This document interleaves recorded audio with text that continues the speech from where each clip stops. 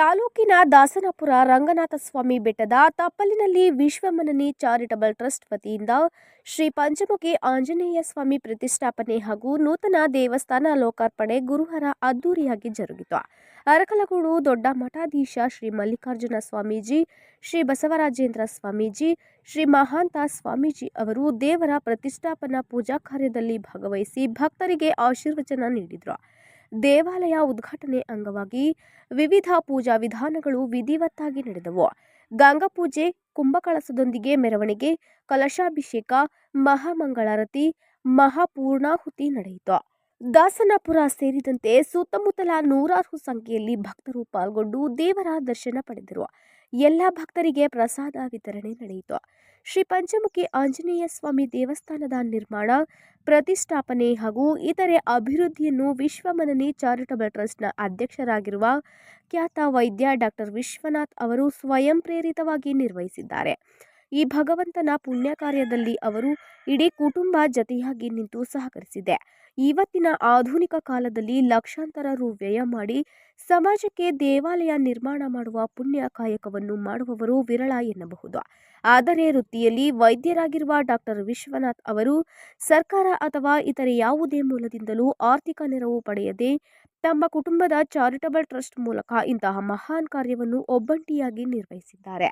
ದಾಸನಪುರ ಹಾಗೂ ಸುತ್ತಮುತ್ತಲ ಗ್ರಾಮಸ್ಥರು ಡಾಕ್ಟರ್ ವಿಶ್ವನಾಥ್ ದಂಪತಿಯನ್ನು ಸನ್ಮಾನಿಸಿದರು.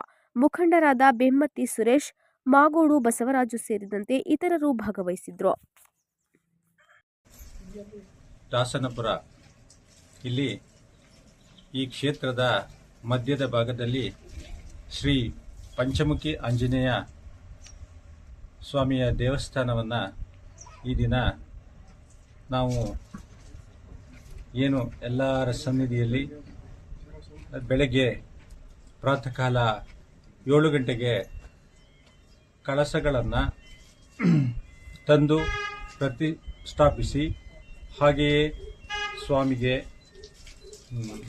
ಹೋಮ ಹವನಾದಿಗಳನ್ನು ಮಾಡಿ ಸುಮಾರು ಆ ಪಂಚಮುಖಿಯ ಆ ದೇವರನ್ನು ಪ್ರತಿಷ್ಠಾಪನೆ ಮಾಡಿ ಆ ಪ್ರತಿಷ್ಠಾಪನೆ ಕಾರ್ಯಕ್ರಮಕ್ಕೆ ಶ್ರೀ ಸ್ವಾಮಿಗಳು ಬಸವರಾಜೇಂದ್ರ ಸ್ವಾಮಿಗಳು ಕೆಸವತ್ತೂರು ಹಾಗೂ ಶ್ರೀ ದೊಡ್ಡ ಮಠದ ಸ್ವಾಮಿಗಳು ಕೊಡ್ಲಿಪೇಟೆಯ ಕಲ್ಲು ಮಠದ ಮಹಂತ ಸ್ವಾಮಿಗಳು ಹಾಗೂ ಇನ್ನು ಅನೇಕ ನನ್ನ ಆತ್ಮೀಯರು ಗಣ್ಯರು ಈ ಒಂದು ವೇದಿಕೆ ಕಾರ್ಯಕ್ರಮಕ್ಕೆ ಬಂದು ಮತ್ತು ಈ ಒಂದು ದೇವಸ್ಥಾನದ ಪಂಚಮುಖಿಯ ಆಂಜನೇಯ ಸ್ವಾಮಿಯ ಪ್ರತಿಷ್ಠಾಪನೆಗೆ ಭಾಗವಹಿಸಿ ಏನು ನಾವು 21ನೇ ತಾರೀಕಿಂದ ನಾನು ಈ ದೇವಸ್ಥಾನ ನಿರ್ಮಾಣ ಮಾಡಬೇಕು, ಯಾವಾಗ ನಮಗೆ ಒಂದು 6 ವರ್ಷದ ಹಿಂದೆ ಈ ಪ್ರತಿಷ್ಠಾಪನೆ ಮಾಡಲು ಶ್ರೀ ಪಂಚಮುಖಿ ಆಂಜನೇಯ ಸ್ವಾಮಿಯ ಒಂದು ವಿಗ್ರಹವನ್ನು ಮೈಸೂರಿನ ಶಿಲ್ಪಿಗಳಾದ ಯೋಗಿರಾಜ್ರವರು ಮತ್ತು ಅವರ ಮಗ ಅರುಣ್ ಯೋಗಿರಾಜ್ರವರು ಅತ್ಯಂತ ಶ್ರೇಷ್ಠತೆಯಿಂದ ಬಲು ನೀಟಾಗಿ ಚೆನ್ನಾಗಿ ಶ್ರೀರಾಮನನ್ನ ಯಾವ ರೀತಿ ಅಯೋಧ್ಯೆಯಲ್ಲಿ ಮಾಡಿದ್ದಾರೆ ಅದೇ ಶ್ರದ್ಧೆಯಿಂದ ಈ ಪಂಚಮುಖಿ ಆಂಜನೇಯ ವಿಗ್ರಹವನ್ನು ಕೆತ್ತಿ ನಮಗೆ ಕೊಟ್ಟಿದ್ರು. ಬಹುಶಃ 6 ವರ್ಷಗಳಿಂದ ಇಲ್ಲಿ ನಾವುಗಳು ಕಾರಣಾಂತರದಿಂದ ಪ್ರತಿಷ್ಠಾಪನೆ ಮಾಡಲು ಹಲವು ಕಾರಣಗಳು ಬಂದವು.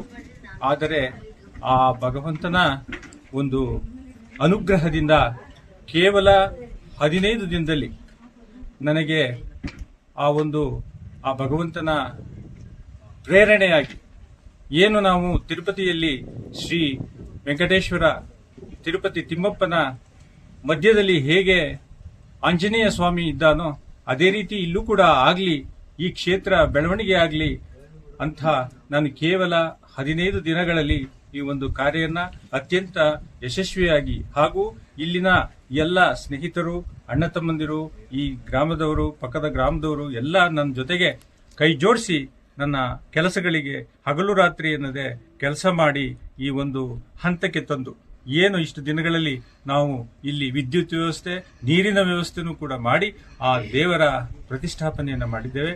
ಅದು ಇಡೀ ಗ್ರಾಮದ ಮತ್ತು ಸುತ್ತಮುತ್ತಲಿನ ಎಲ್ಲ ಗ್ರಾಮಗಳಿಗೂ, ತಾಲೂಕಿಗಿರ್ಲಿ ಜಿಲ್ಲೆಗಿರ್ಲಿ ಅತ್ಯಂತ ಎರಡು ಮಾತ್ರ ಇದು ಒಂದು ಕ್ಷೇತ್ರದಲ್ಲಿ ನೋಡಿದ್ದೆ. ಇದು ಎರಡನೇ ಕ್ಷೇತ್ರವಿರಬಹುದು. ಎರಡನೇ ಕ್ಷೇತ್ರದಲ್ಲಿ ಪಂಚಮುಖಿ ಆಂಜನೇಯ ಸ್ಥಾಪನೆ ಆಗಿರುವುದು.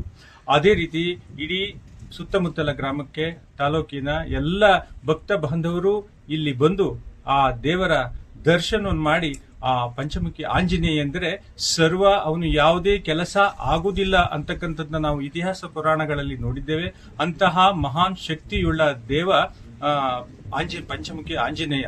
ಆ ದೇವರನ್ನ ಪ್ರತಿಷ್ಠಾಪಿಸಿ ಎಲ್ಲರೂ ಕೂಡ ಗೌರವಾನ್ವಿತರು ಮತ್ತು ಹಿರಿಯರು ಮತ್ತು ಈ ನನ್ನ ಸ್ನೇಹಿತರು ಈ ಒಂದು ಕಾರ್ಯಕ್ರಮಕ್ಕೆ ಭಾಗಿಯಾಗಿ ತುಂಬಾ ಯಶಸ್ವಿಯಾಗಿ ನೆರವೇರಿಸಿಕೊಟ್ಟಿದ್ದಾರೆ.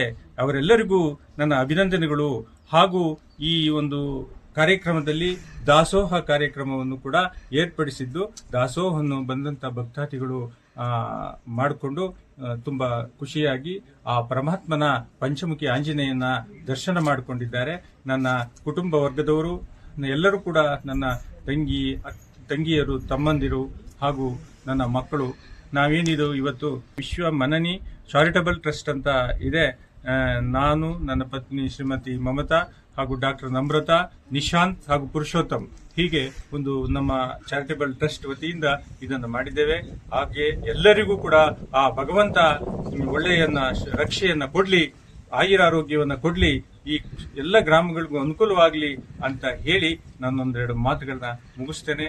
ಹಾಗೂ ಈ ಕ್ಷೇತ್ರ ಮುಂದಿನ ದಿನಗಳಲ್ಲಿ ಅತ್ಯಂತ ವ್ಯವಸ್ಥಿತವಾಗಿ ಜಿಲ್ಲೆಯಲ್ಲಿ ಉತ್ತಮ ಒಂದು ಕ್ಷೇತ್ರವಾಗ್ಲಿ, ಅದಕ್ಕೂ ನಾನು ನನ್ನ ಕೈಲಾದಷ್ಟು ಪ್ರಯತ್ನವನ್ನ ಮಾಡ್ತೇನೆ, ಅನುಕೂಲವಾಗ್ಲಿ ಅಂತಕ್ಕಂಥದ್ದನ್ನ ಈ ಸಂದರ್ಭದಲ್ಲಿ ಹೇಳ್ತೇನೆ.